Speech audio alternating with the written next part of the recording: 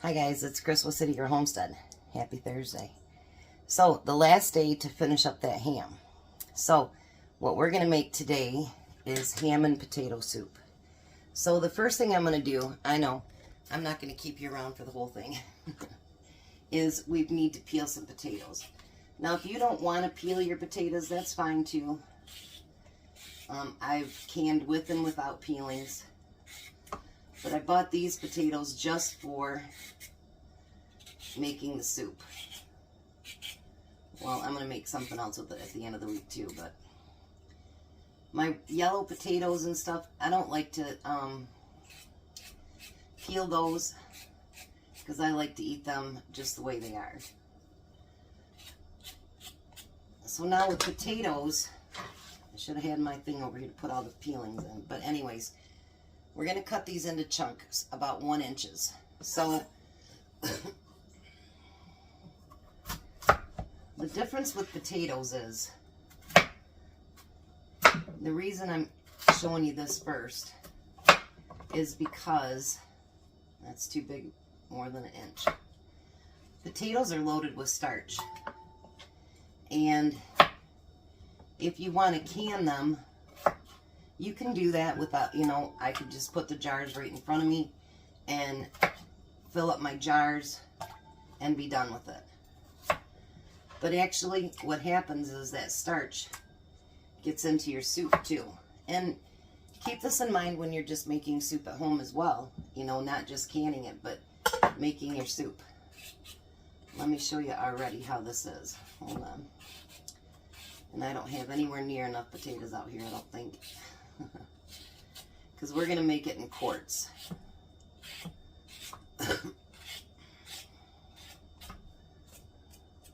I never used to use a peeler to do my potatoes. Tom got me used to doing that. I used to just peel them with my knife. Alright. So I want to show you, I want to get that second one in there so you can see it better. It just didn't want to come loose, did it?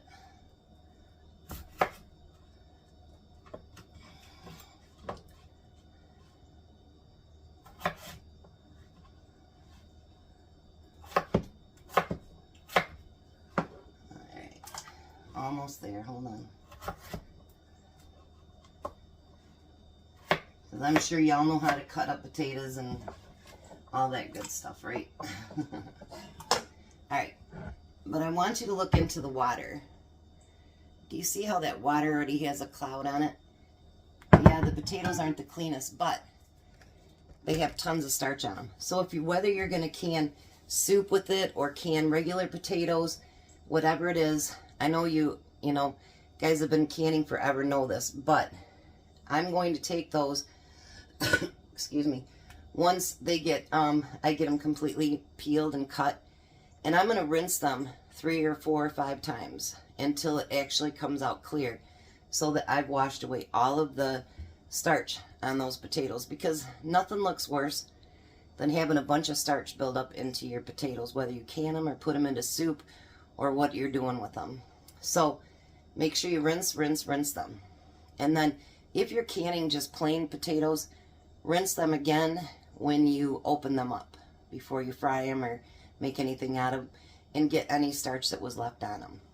So I'm going to get all these potatoes cut up, and then I'll be back. Alright, so let's get busy making some soup.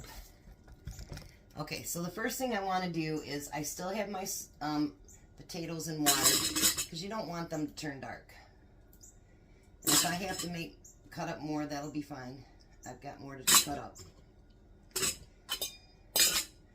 Now, the other person I took this recipe from said she fills it about 3/4 of the way with potatoes, and she only adds onions and adds ham.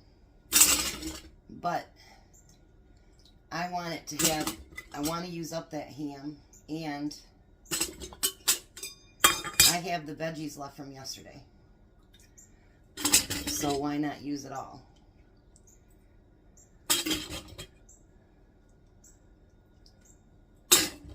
I might have to do a few more potatoes. If I do, we'll do up the jars I have right now.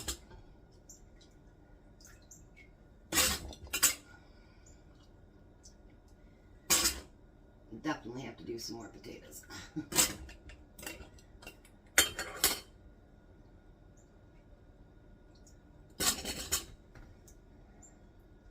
I'll only have to do a couple more. It won't take long. You think potatoes go farther than they will, and they didn't. Let me get up a couple more and get them rinsed, and I'll be right back. So I thought I was recording, and I wasn't. So what I did is I put a handful of onions in each one of these, and then a handful of ham. So this is all the ham that I have left out of that 13 pounds or whatever it was. So now I had celery left from yesterday. So let's use that up. I was saying that I like a nice brothy soup, but at the same time when it seems like, you know, potato and whatever, I like to have a little bit chunkier soup. I think that it tastes... Hopefully I got enough celery to go through. Guess I shouldn't be so willy-nilly with it. We'll split it up, that's fine. One will just get more carrots in it, that's all. That's okay. So anyway, the recipe that I will share with you has, it says to use heavy whipping cream when you put it together. I don't do that.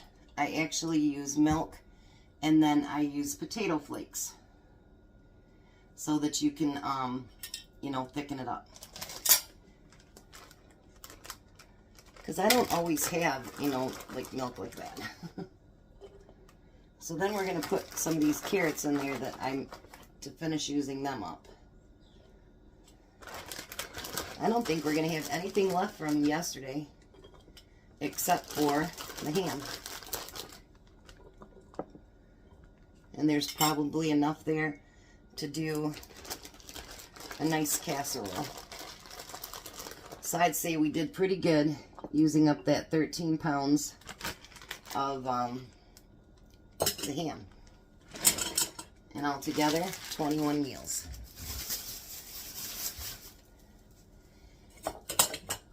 Challenge met. I love it. So now, she said to use chicken broth. I'm not going to spend my money like that. I am going to use, again, the ham broth, and we're going to add 2 teaspoons to it.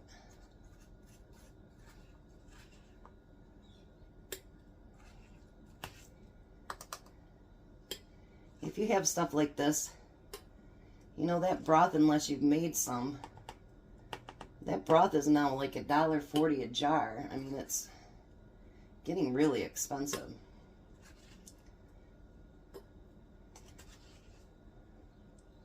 Or you've seen once it's cooked and added in, you can literally see the broth in there. And it turns out really nice. Because, you know, I mean, I don't know with you guys, but with me, with the economy right now, anything that I can save is good. It's really good. I do have this in chicken and beef as well. But I just opened up the ham one. I figured, well, you might as well use it. Because that actually expired last year. But I read up on it. And as long as it hasn't been opened, you can still use it. And if you have opened it, just put it in the refrigerator. So then we're going to put that water all the way up to the inch head space. Because there's nothing in here that's going to expand.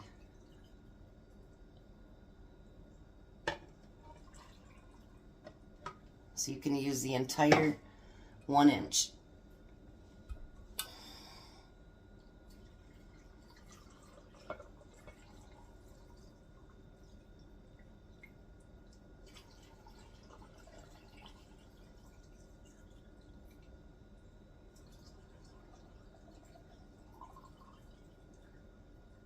hope I have enough. That'd be nice.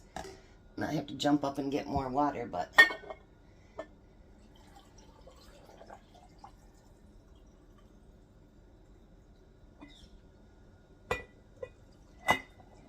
Oh, look at that little tiny bit. We'll take care of that in a minute. Almost enough. Tom keeps moving the bubbler. Every time I get in here, it's somewhere else. So now we're going to debubble this. And that'll help get that ham stuff all mixed in with it too.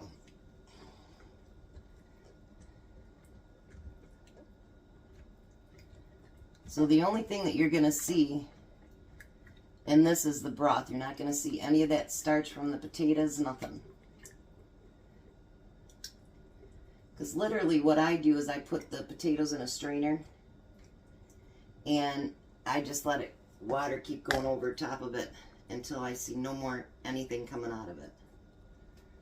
Because I remember when I first started canning potatoes, it was heartbreaking because, you know, you'd see that starch at the bottom and it's like, ugh, that is ugly. And you don't want that. Oh, I found another carrot.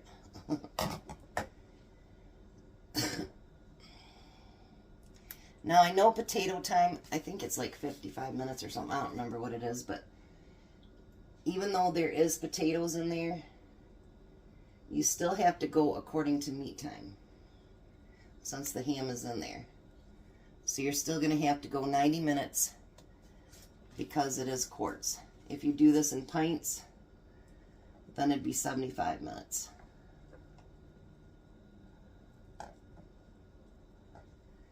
And I'm probably getting tired of seeing me do all that stuff over and over. But there are people that are trying to learn. And so we want to do that for them too. Because believe me, I've been canning for, I think, 4 years now. And I'll tell you, I watched a lot of videos to try to help me with my canning expedition. Now you just want to do it fingertip tight again. Let me show you this one here. Look at that. Isn't that beautiful? And you can see how the broth, look at that. All right, so let me finish these up, and then I'm going to put all of them in the canner. I'm going to put the lid on, turn it on high, and get the steam going. Once again, steams for 10 minutes. Put the jiggler on, goes for 90. I'll be back when they're done. Well, there we go. 7 quarts of potato and ham soup. Some of it's still cooking. And it sat for an hour after because I took a nap. Been a long week already. Look at that. Beautiful. Now, like I say, with me, what I would do is add some milk and potato flakes to thicken it. And that would be my potato soup. Isn't that beautiful? All right, you guys have a blessed day. Be a blessing. And I'll see you at supper.